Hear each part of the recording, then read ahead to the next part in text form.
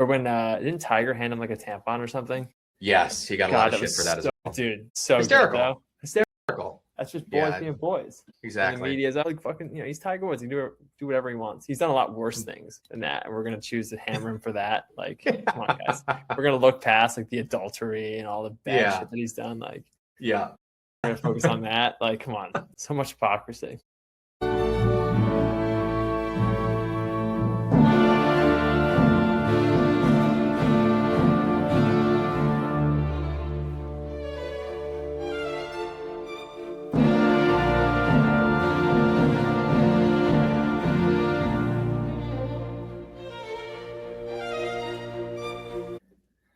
All right, welcome back. Episode 5 on a snowy Sunday. Hello, friends. That's pretty good. Yep, I'm working on it. You might have a future in broadcasting. Yeah, happy snow day. I have thought about it. I'd say I thought about it. Yeah, I've thought about it, but I feel like I would have to lower my voice a bit because every time I listen to this podcast, I feel like I realize that I can't even. My voice is really high. Yeah, me too. So if I decided to talk more like Jim Nance, hello friends. Maybe I'll start wearing McNair's shirts and I'll get more testosterone. My voice will drop. That's good. Good point. Doubtful. Could be good marketing.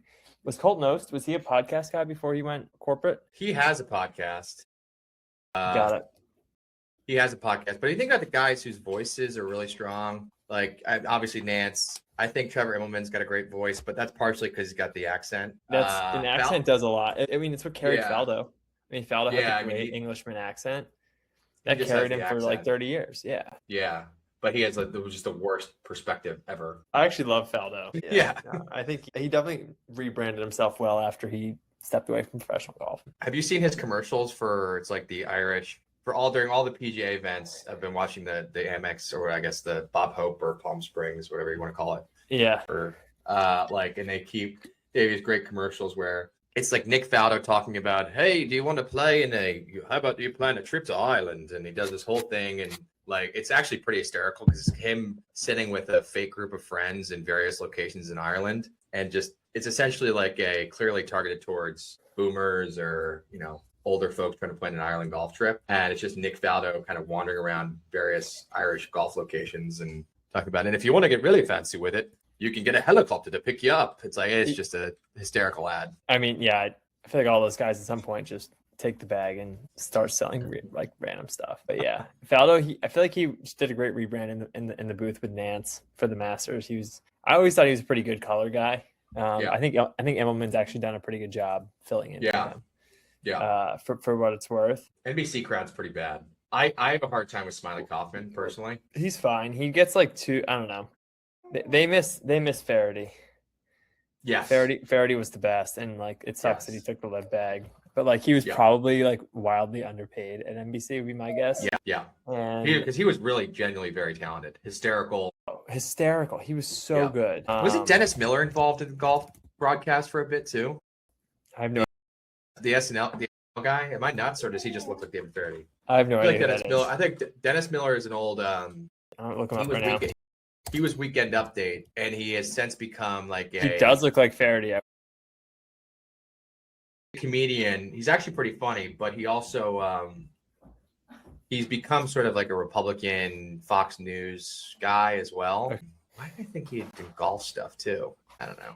But I mean, the Smiley thing is like he kind of just seems like a goof. And I've also heard he's a bit of an asshole as well, which is just like, Smiley, I get you had like a run and play a little professional golf, but like you're not that guy, pal. You know what I mean? Like you're not Jordan, you're not JT, you're not Ricky. Yeah, but he's friends with all those guys and he's buddies with all the guys on tour. So like I think there's good rapport with a lot of the Yes. He could sit on the 15th tee and do like, oh, look at us being so edgy, like we're sitting outside doing this. You know what I mean? Yeah. Walk and talk and like shoot the shit with the guys as they're coming through, and like I don't know. Yeah.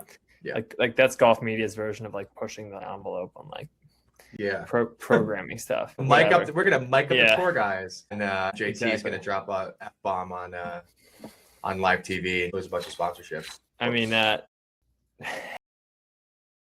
or when didn't Tiger hand him like a tampon or something?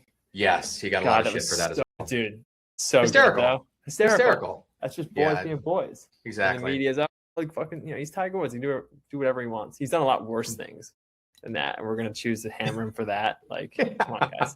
We're gonna look past like the adultery and all the bad shit that he's done. Like, Yeah.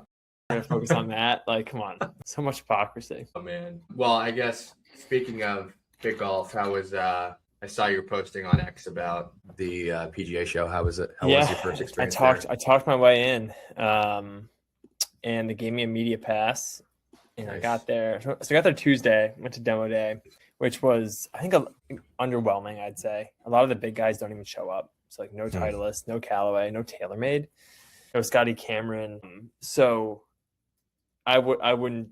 A lot of like rookie mistakes were made because it was my first time going down. So I would not go back to demo day next year, but it was a good experience. I mean, you see all the guys, just unabashed capitalism, just selling shit, and people are there like, yep, we'll buy it, which I always respect. And so it wasn't super eventful, but the show itself was pretty crazy. So many people, so many random vendors just trying to attach themselves to golf in some way, which is to me like the indicator of a booming industry, something that's just a rocket ship. You just see all these brands that are like, oh, we make, fabrics, but we're trying to sell into golf shops or, something like that. But yeah, I spent a lot of time with the retail and apparel end of it, which was nice. Cool. So like they were all kind of siloed off. Like it's organized in a way which you can do everything kind of in chunks. Yeah. So I went to the apparel first. I saw, Holderness and Johnny O and Dunning Golf and Red Vanley and all those different kinds of brands. And, it's interesting to see the companies that lean into it versus the ones that don't.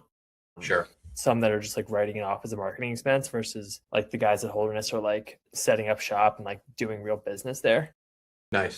I'm pretty sure it was invite only into that booth, which is interesting. So that was like, because then I think it's smart because then you can see a real ROI on the event. You can track all your sales. So that means, okay, we spent, they probably spent, I don't know, $500,000 setting it up, basically turning it into their corporate office.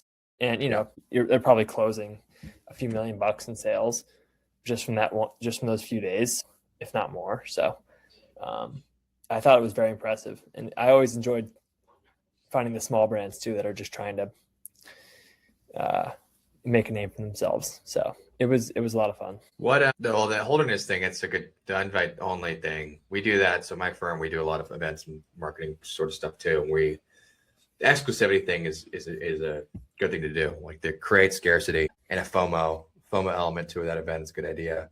What out of curiosity, were there any sort of highlights in terms of brands you either like, oh, I was not familiar with your game, or a situation where, oh, I'd never actually heard of this brand before, and curious to anyone you were like, oh, wow, like that's a cool one. Didn't know they existed. Yeah, definitely a few that like stopped me in my tracks. Let's see if I can look at my photos. There was one company I thought was interesting called Spyhold. And they make like discreet Zyn pouches, Zyn carriers. I don't know if you're a nicotine guy, but if you're a nicotine guy and you don't want people seeing the tin in your back pocket, these guys basically make like a square, looks like a wallet almost. And it's called Spyhold, Spyhold.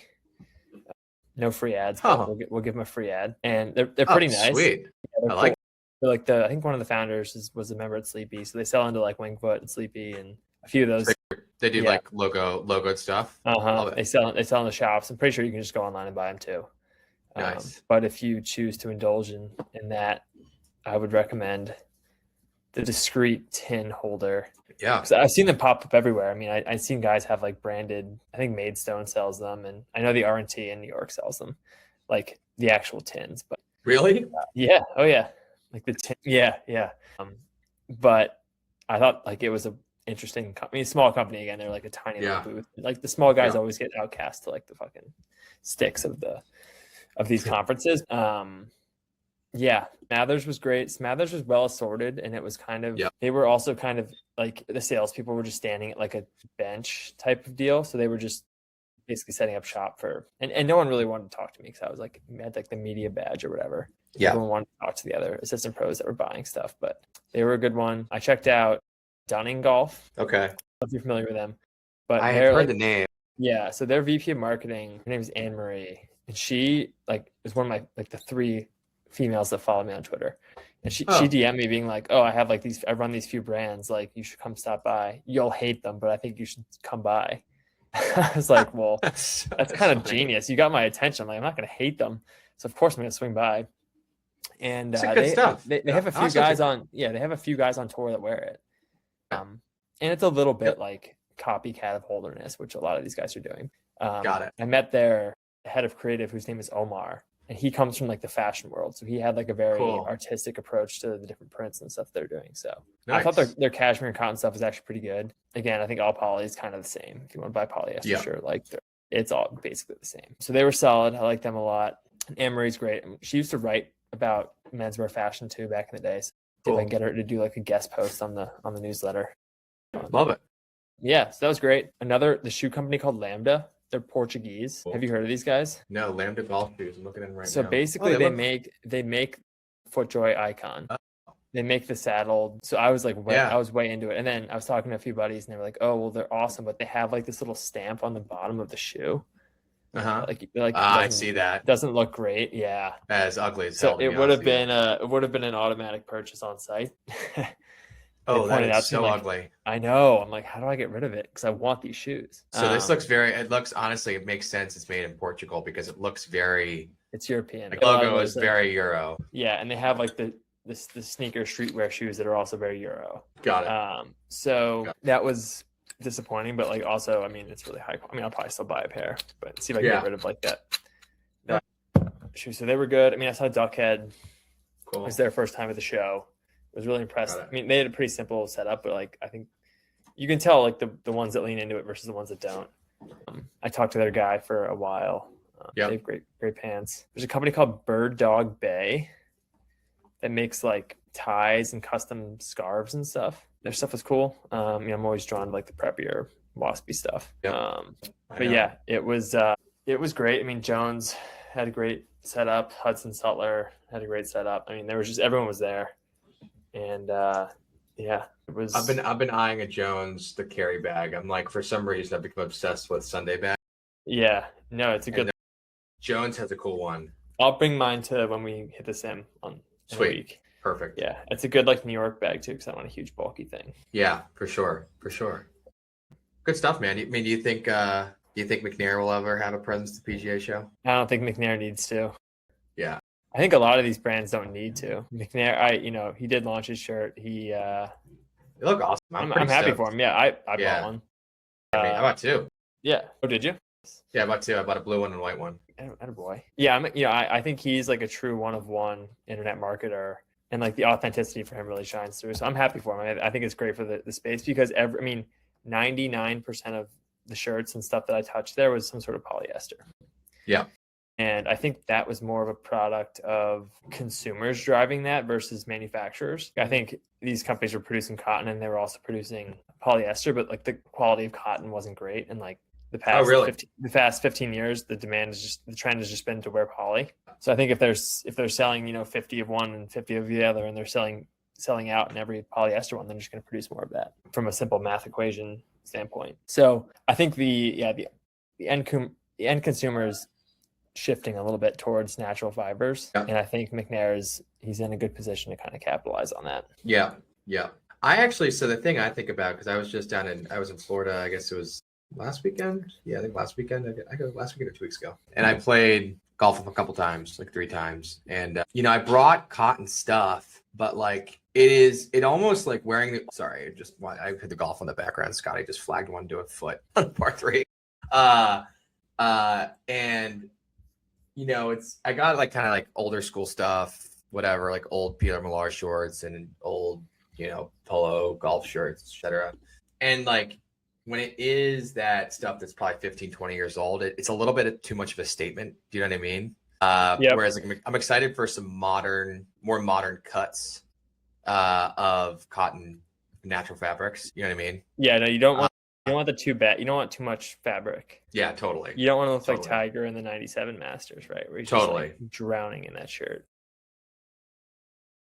It can look sometimes cool, but when I'm going to play, Palm Beach Country Club or Abacoa, where it's sort of like a muni vibe, looking like you're trying too hard to get a fit off is just sort of kind of a cringy move. Yeah, no, I agree with you. Yeah, the cotton trend will come back. Someone will make a better fitting cotton shirt. I think McNair is going about it the right way, like high quality cotton, like make sure the shirt's long enough, make sure it's not too baggy. Yeah. And then just, go from there. He shot it. He sold a ton of them, right? Like, I mean, I don't see. Yeah. I don't, Sure. he's done well.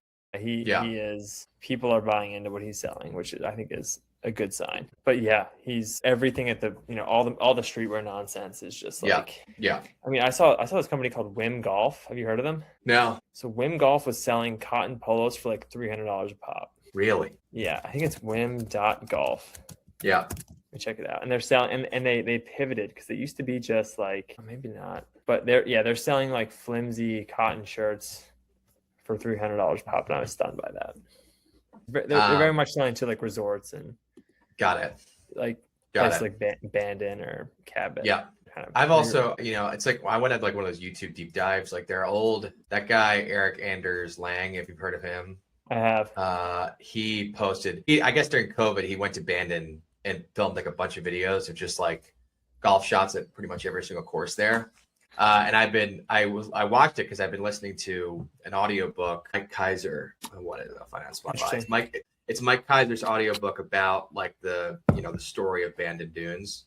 Yeah. And so I'm just kind of curious. Called Nature of the Game, Links Golf at Bandon Dunes and Far Beyond. It's a really great listen so far. It's kind of good because I've been trying to make a commitment to read a book a month, and I'm reading The Match, which is excellent. And then I was like, I don't want to just listen to a podcast in the gym. Like I'll listen to this audiobook. But anywho, I've developed like a little bit of a curiosity about Bandon Dunes. And there are these great videos of it. I can't remember where I was going with that, but I don't know. It's how did I start talking about Bandon Dunes and Eric Anders Lang again? Just like you were saying, you'd mentioned Bandon. That's why. Got it. Yep. But, speaking of YouTube golf, there's a bunch of influencers there at the show. Are there? Oh, really? Yeah, apparently, someone pointed out Fat Perez to me, but he's no longer fat. I think he's on Ozempic. Yeah, probably. I mean that's good. He looked good. I was like, that guy does not look fat. I mean, I heard he was massive. Yeah. Walked briefly by the Barstool tent and the Malbon tent and all that stuff. Not tent. Barstool had a tent? They had a booth, not tent. So they were there selling whatever they sell. Didn't spend a whole lot of time there. Didn't spend a whole lot of time with the equipment folks either, but there was a ton of pickleball stuff there, which was shocking. Pickleball? There's a full pickleball court. Really? I'm not sure. What's your take on pickleball? Are you a fan? No, I'm not big. It's like I'm a tennis guy. It's adult ping pong. It's silly. Adult. Yeah, it's for people that aren't good enough to play tennis. Yeah. So you know what? It's for a lot of clubs it makes financial sense, I think, but for a lot of clubs it probably doesn't. At least it's kind of silly. It's silly. I mean, it's actually huge in New York. Yeah. Like there was. I remember when it came out like 3 or 4 years ago, and I was living down the village, and there would be entire parks that would get taken over by pickleballers. And all these parents were like, get these yuppies off this pickleball, off this, like, this is like where I take my kid to play. Yeah. It's bad. And then I actually have a friend who his wife has gotten super into pickleball. And this is a pretty funny story. It's a little, racy is not the right word. It's a little edgy. So she plays like pickleball at this place in Brooklyn. They live in Crown Heights. And like half of it is like, kind of like half of the demographics there are like incel-y kind of tech bros, and the other half are like lesbians who live in Crown Heights. And so she has all these like really like intense lesbian friends she plays pickleball with, and like Sam, who's an attorney and he's a cyclist, like is not really that coordinated, but he's actually a very good athlete, but it's more like a cardiovascular athlete. He went and played pickleball with her and her friends. And I think there's a little bit of like, oh, here's like the guy, like, let's show him up. And they all play pickleball like 4 or 5 days a week. And so, they just absolutely like dunked on him. Like we just made him look like a complete idiot. I just can't. It's like a thing to do after work. Like I just don't understand like the appeal. Yeah. I think you don't have to be that coordinated, and it's fun and competitive. So if you're someone who's not really actually athletic, and you want to play a sport and get competitive and do something like that, that's fun. But, I think what is unfortunate is if it takes over, particularly in public spaces, takes over tennis courts and stuff like that. Like it shouldn't be allowed to replace a real sport. Tennis has a problem on their hands, and it's getting out-marketed pretty badly. Yeah, we need to. Yeah, there was no tennis there at all. It was just all pickleball. It was crazy. Have you played padel? No, but I've heard that that's kind of next up. Yeah, it's Yeah, pretty cool. That's like a real exciting. that's a real sport. It's a real sport. It's like paddle tennis, kind of, right? Like you can run. Yeah, it's like a mix of it's like a mix of squash and paddle tennis, I would say. Yeah, because you're playing off. Like it's fast paced. Yeah, it's fast paced. You're playing off the walls. I think it's very Spanish. Like I'm pretty sure it's huge in Spain. Yep. And then hopefully that club I'm applying to, they just put in a sick padel court. So that might be something to try and. That's great. Yeah, no, you absolutely should. That's awesome. Yeah. So yeah, those kind of like that's one of those things where maybe just try and get better at tennis, or unless you got really bad knees, that's supposed to be like a retiree sport. I think tennis is really good for you long term.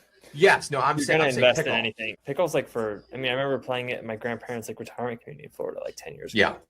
It was one of those just like niche things that like old people did to like stay mobile. I was like, oh, this is kind of fun. Like this is great for like, octogenarians to, kill half an hour. But, at some point it got caught in the pop culture jet stream. Yeah. Yeah. But yeah. Who's the burner who's most likely to be a big pickleball guy?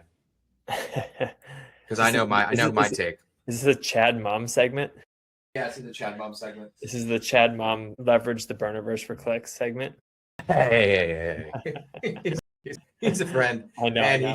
And he gave me a nice shout out on the video. I did see that. I'll get to that question in a second. But what was the point he was making in that segment? They were doing like 2026 predictions. I guess they were saying like one of his predictions. It was a joke. His like prediction is that one of the burnerverse guys is going to get doxxed for being part of an insider trading scandal, and name me as the primary person who was most likely the person gets caught in insider trading. New York finance guy, sure. Yeah, exactly. I am actually an SEC registered, FINRA licensed representative. So your name is Bernie too, right? That's not exactly like necessarily an insult. I'm like, or a joke I'm super stoked about, but yeah, no, you're Bernie. Yeah, his name is Bernie, guys. Yeah, that's definitely a joke. Yeah, got it. So which burner do I think would play pickleball? He's like most likely to be a big pickleball guy. Oh, I have no idea anything about burners. The issue is I like all of the burners. I don't want to throw them under the bus. Rev. Yeah, probably. I'm the greatest pickleball player of all time. 6'7". Probably. All right, we'll go with that. Sorry, Rev. I mean, it's pretty. The point about McNair, like, the fact that McNair went public on this Twitter thing. What was it, like 2-3 months ago, right? I just remember seeing his tweets and being like, "This guy gets it. Like he's gonna like have a real following." And within weeks, all of a sudden, brands are talking about cotton. Yeah, I mean, maybe there was already an undercurrent of that going on, which may very well have been the case, but it doesn't seem coincidental per se that as soon as he started to go ham on this cotton shirt thing, that all of a sudden all the larger brands are starting to say, hey, maybe we should be thinking about this too. Yeah, I think the brands have always thought about it. I just think that they've always had it. Like they've always made cotton shirts. I mean, Beach Ratty built a company off of cotton shirts, right? Like the general sentiment among people that wore golf shirts was like they wanted polyester, and that's fine. I get it. Like for the really hot days, and if you live in the South, like you probably want poly. If that's your thing, great, go for it. I'm 90% of the time when I put on a shirt, I want something cotton touching my skin. You know what I mean? Like it's just that's just what I want. And I think there haven't been a ton of great cotton options out there. McNair said he's got a great collar. I mean, Beach Ratty's lacking in the collar department, so hopefully he can pull it off. I told you I won that like sweepstakes thing, or I won that like contest for the Johnny O. Yeah. Whatever. I actually got like a full set, pants, shorts. Oh, big time. It's like $700 worth of stuff. It's awesome. But I got all cotton, or at least a cotton blend for all of it. Yeah. And the shirt, they have a great cotton golf shirt. I will say it's a nice looking shirt. Johnny O's is good. Yeah, it's good. It's good. I think it's nice looking too. Didn't see it. I feel like it's more of like a casual round, if that makes sense, shirt. Yeah. It's inherently California coded. Like that brand's just going to be more laid back. Like they're not Holderness or Peter Millar. Like it's just West Coast laid back chill. But they do make an awesome polo golf shirt. I don't know why they steered away from that. I didn't, their like little booth, if you want to call it that, at the PGA show, I thought was like a little like underdone. Like it was just like an open space with like a few mannequins and a few like rolling racks. Interesting. So I walked through it, touched like a few shirts and like walked out. It wasn't really anything special to write home about.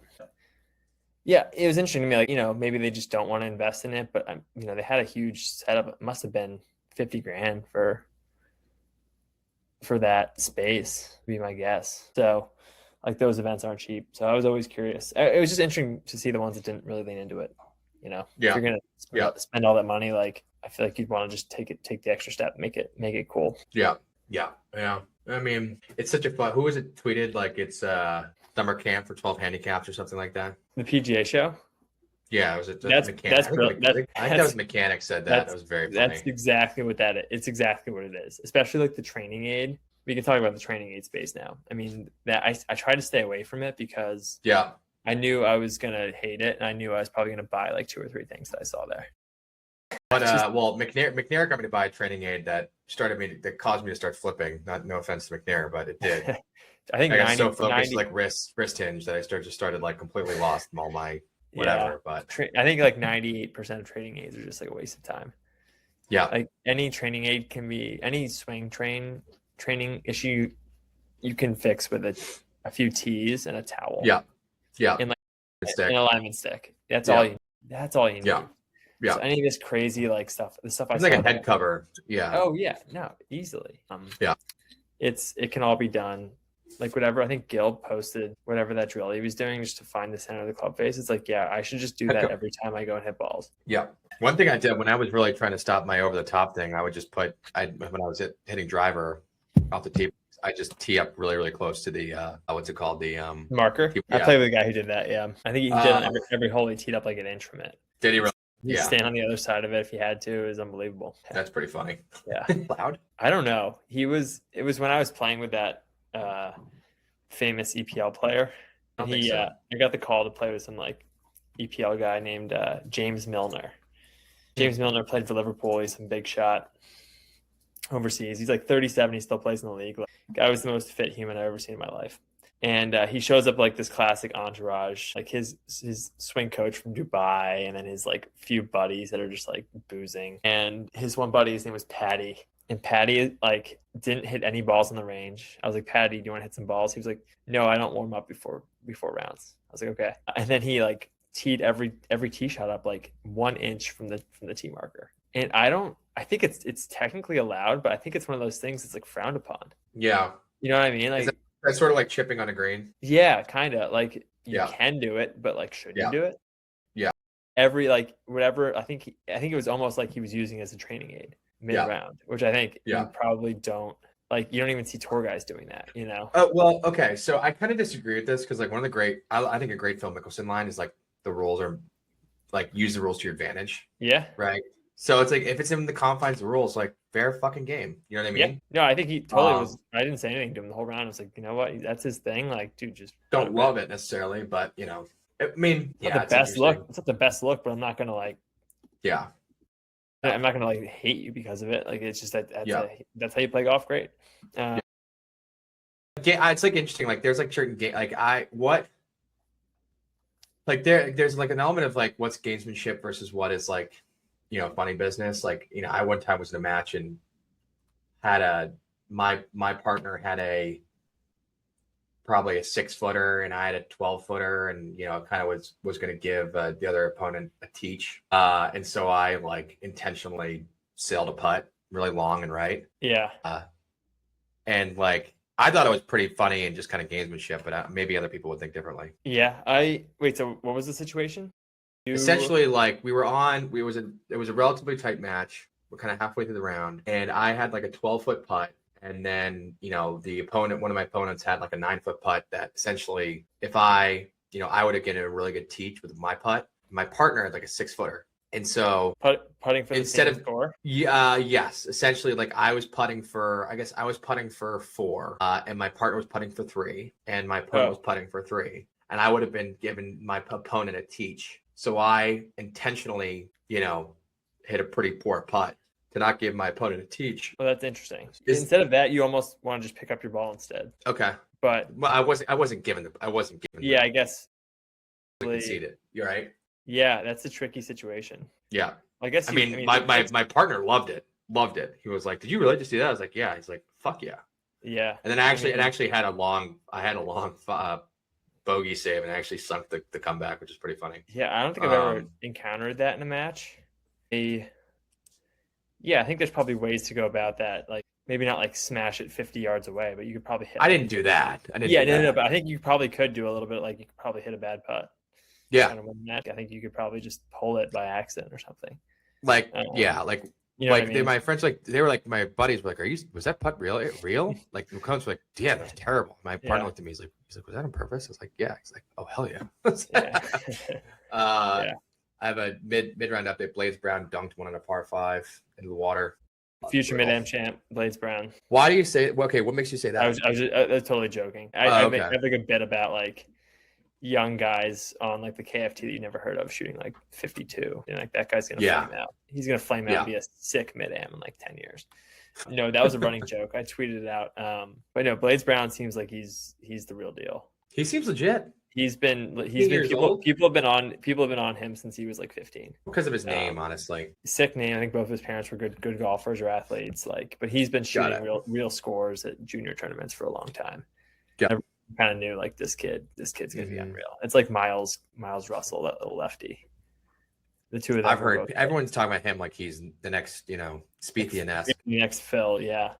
I've watched his game a little. He looks good. I mean, hits at a mile for being. The two guys I've seen that seem really impressive are Koiven and Miles Russell. I mean, I don't know anything. Yeah, whatever. But I mean, this pipeline from college to the tour is getting like, it's getting easier and easier. Like the skill differential between these top college players now and the tour is just like not that. It's just not that high. Like there's just not that much difference between the two of them, which is crazy to see. Blades is in a very tough spot. Oh my gosh, I would love for him to win. He's gonna have at least a bogey on this hole, is my guess. It's tough Unless he gets it really tight in this, well, whatever. Anyway, I mean, I guess speaking of young golfers, you saw the Michael Lasasso thing. Yeah, I don't blame him. People.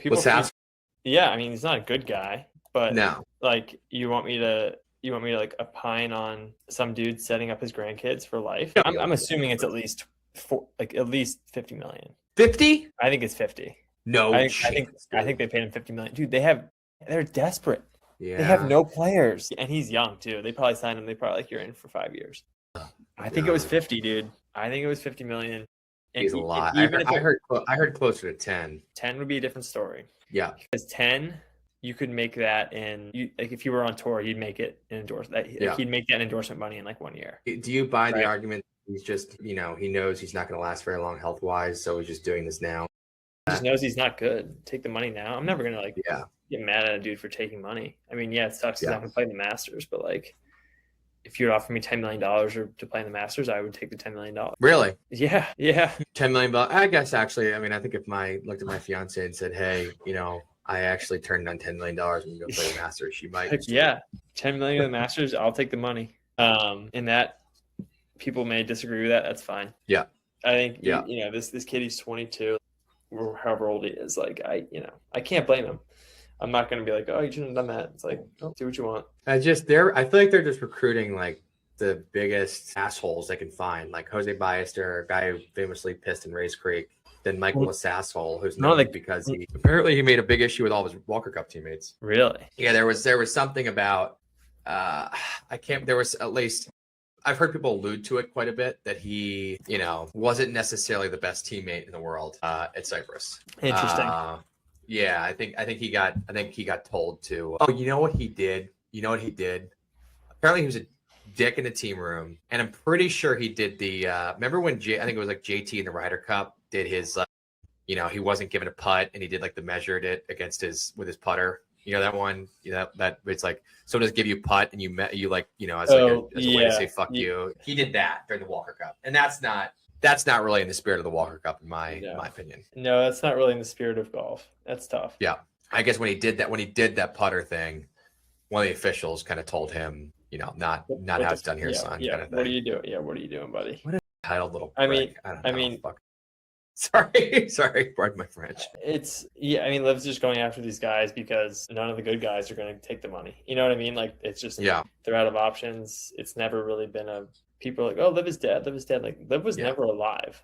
Liv was never Liv never had any meaning or purpose or or No. any gravitas in any of its events. Like none of it actually means anything. And the biggest I forgot. benefactor of that was the tour. I forgot that. Well, and Rory McIlroy, honestly, and Tiger Woods made money hand over fist ever since Liv came around. No, I mean, I was listening to, because I wasn't really paying attention to golf when all that stuff went down. I was like, oh wow, that's crazy. Like, oh wow, Dustin Johnson's going to different whatever. But I didn't realize that who's the guy, Yasser, as part of the deal when Jay Monahan didn't pick up the phone or whatever, he asked for a membership to Augusta.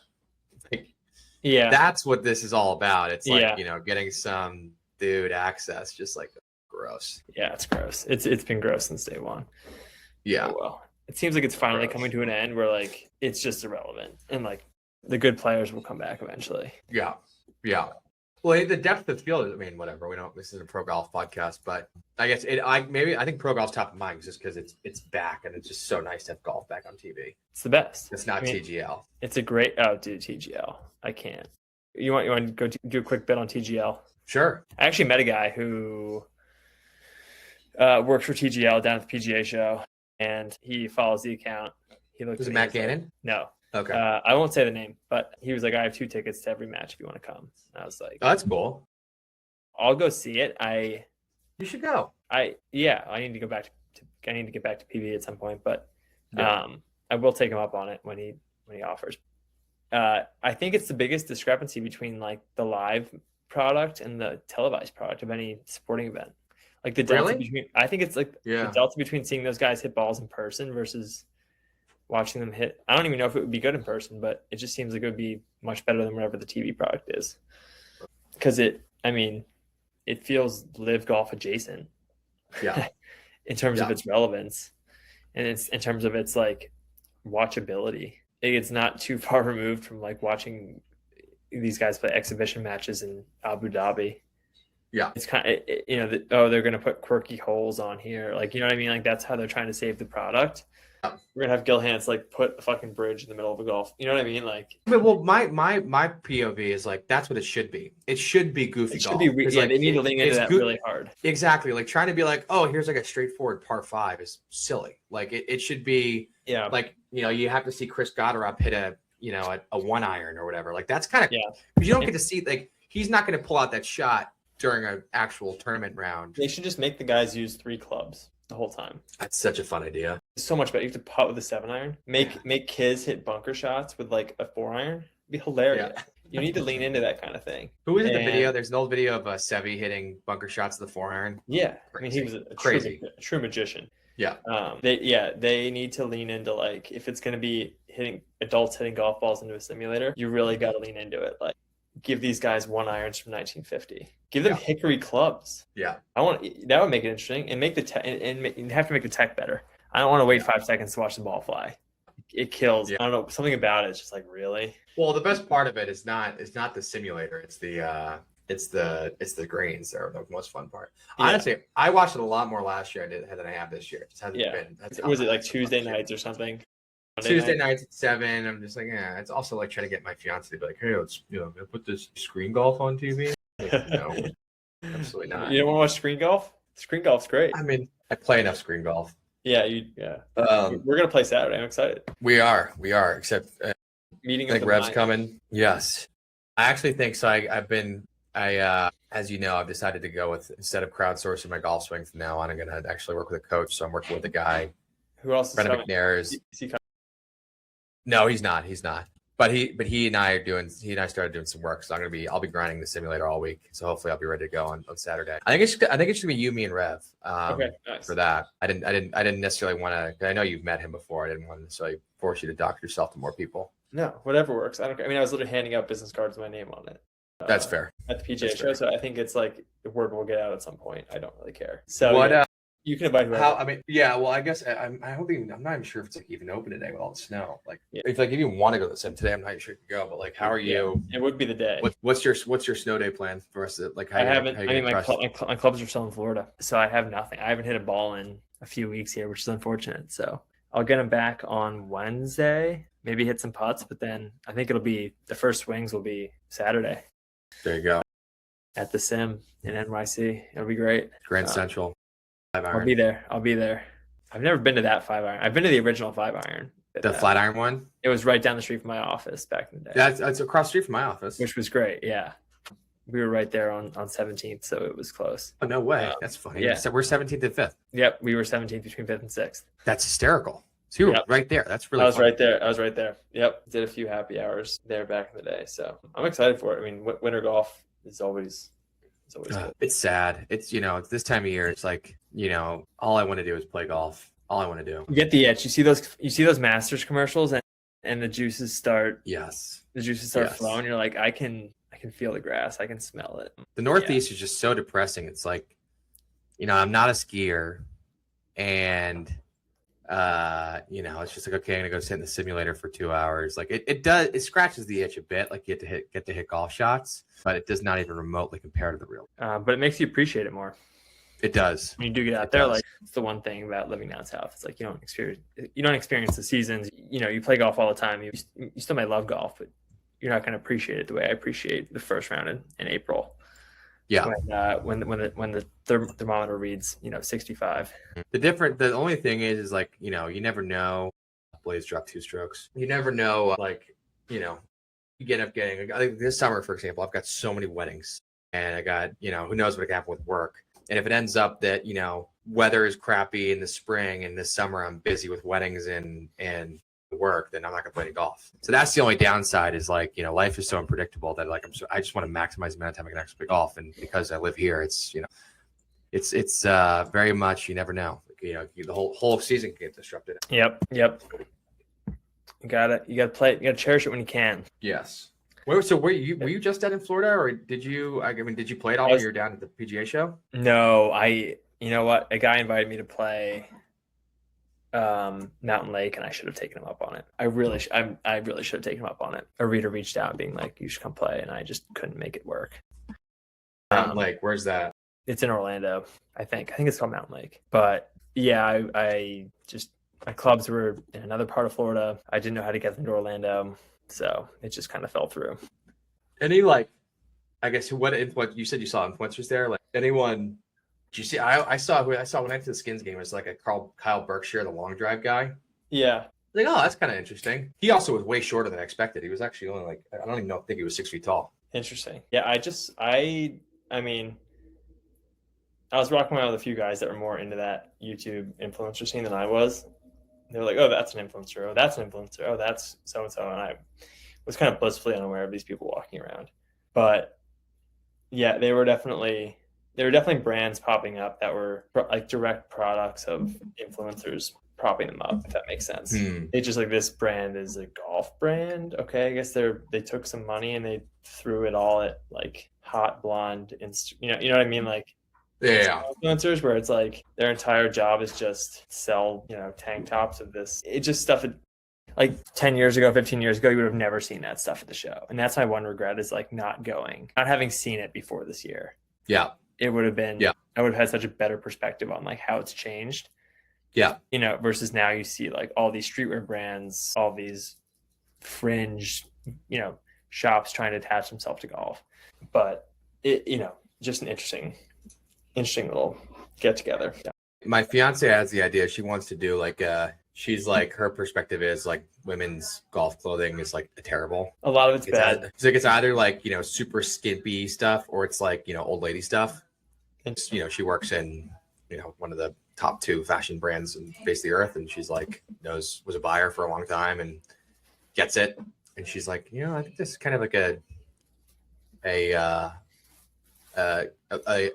part of the game, of the fashion world, that is kind of ripe for innovation. But I guess there are some brands out there. I just honestly I didn't look at any of them. Yeah, stop buying them. It's not really my niche, but there were a bunch, and I think a lot of it was just like you said, it's either one end of the spectrum or the other. I mean, I think Peter Millar is a women's brand, but like there's just not a ton of selection. Really? Peter Millar women's stuff? I think they do. Yeah. Is it H&B ever going to do women's stuff? I don't think so. Yeah. I forget, does your wife play golf? She does not. No, she's a tennis girl. Have you tried? We have tried. Yeah, we've played a little bit. She can swing a club, but I think it's one of those things that we just understand that like it's kind of my thing, and we must play tennis together. But like she knows that I'm away for 4 or 5 hours. Like, yeah, golf's kind of my escape, which is a good way to be. By the way, like I wouldn't recommend people like force golf on their wives or significant others. Yeah. Like, you know what I mean? Yeah. Like, that's a good way to create tension that probably doesn't need to be there. So I think it's just stay in your lane, do what you like, and if they happen to love it too, that's great. But if not, like it's definitely not the end of the world. Yeah. I played a ton of golf this summer, and it was just kind of a known thing that was going to happen, and we'd be together when we weren't playing. So I don't know if that's the same for you or not, but that's kind of my experience with it. We've tried. I mean, there have been times where, like, I think the times where we've gone on the golf course together, it's been fun is when I'll do, we'll play like a Twilight 9, get a cart, she'll get a glass of wine, I'll get a drink, we'll go around, play pretty quickly, just kind of hang out, enjoy the weather, and she just watched me hit golf shots. Like, that's enjoyable. Yeah. Or we've done like Palm Beach Par 3 we've done, and that's fun. And like, actually what we'll do is like, essentially I'll hit 2 shots at a Par 3 course, and the better shot she'll play and the worst shot I'll play. So like, she essentially just chip and putt. That's kind of fun. That's actually, it is fun. It is fun. Yeah. I get to hit I get to hit more irons, and then she gets to like putt around. Hit putts. Yeah. So that's great. Yeah. What else we got? This has been good, dude. We haven't spoken in a while, so this has been. I know. This has been great. It's been fun. We'll catch up more. We'll have good content after this Saturday. Mm-hmm. We'll catch up. We'll do the recap of the sim. Are we gonna play a course? Or are we just gonna hit balls? Let's play a course. You know what we should do? We should do a. We could try and do a spaces. Live spaces? Yeah. Live spaces, us in the sim. How's that going to work? I don't know. I mean, it's not a bad idea. I just don't know. Like, we could figure out the logistics of it, but it could be kind of fun to have like a just a phone in the middle. I don't know, on speakerphone or something like that. Maybe. We could figure it out. I think I'm going to do a live lesson with my new coach on spaces. I think it'd be pretty funny. Okay. You may need to like live stream that and somehow cover up your face. I know, or I just go full docs. It would be good. No, I don't go full docs yet. But just wear like a ski mask or something. I don't know. It's ridiculous. I don't know. You walk into 5-iron and you're just going to with a friend. Oh, we're gonna have some beers and hit some golf balls. Go bucket. Go full bucket hat and hat. It's not a bad idea. You'll be all right. Yeah. Keep it like from a far enough away distance, and then just like transcribe the audio. Yeah. And I love it. Yeah, you get like inside the mind of a guy. 31 live. Yeah. Zach is much more likely to do that than I am at this point. But then again, I got the compliment of my coach because I did some work a week ago, kind of starting to feel my own swing again versus trying to do like what other people are telling me to do. Yeah. And I got the compliment that it's nap-like, which I was very excited about. It's good. You like that? Yeah. So if I can swing it like Jake Knapp. Yeah, maybe better results than Jake Knapp, but swing it like him. I'll be happy. He was pretty good for a while. I don't know what happened to him, but I feel like he's just one of those guys where probably a high ceiling, but also pretty low floor. I think he shot. Didn't he shoot 59 last year? I think he shot 59. He shot 59 last year, but it's always at like random events. Like he's never, I'm not sure if he's in the Siggies or anything like that. So yeah, but he's got a beautiful golf swing. He does. It's flowing. It's simple. Mm-hmm. Not simple, but it's he's got great tempo and he hits it a mile. He does. He just gets really wide and really narrow. Yeah. Trust me, I've watched after I got that compliment, I watched about 2 hours of Jake Knapp swing videos. So I was like, oh, that's awesome. That's exactly what I need to do. Anywho, what do you think? Should we wrap it up? Yeah, wrap it up. Been almost an hour. This is good. Perfect. Good chat. Means the off season. Good foray back into it. Yeah, this was great. We'll get this edited and posted on Tuesday or Wednesday, and we'll let it rip. All right, dude. Stay in touch.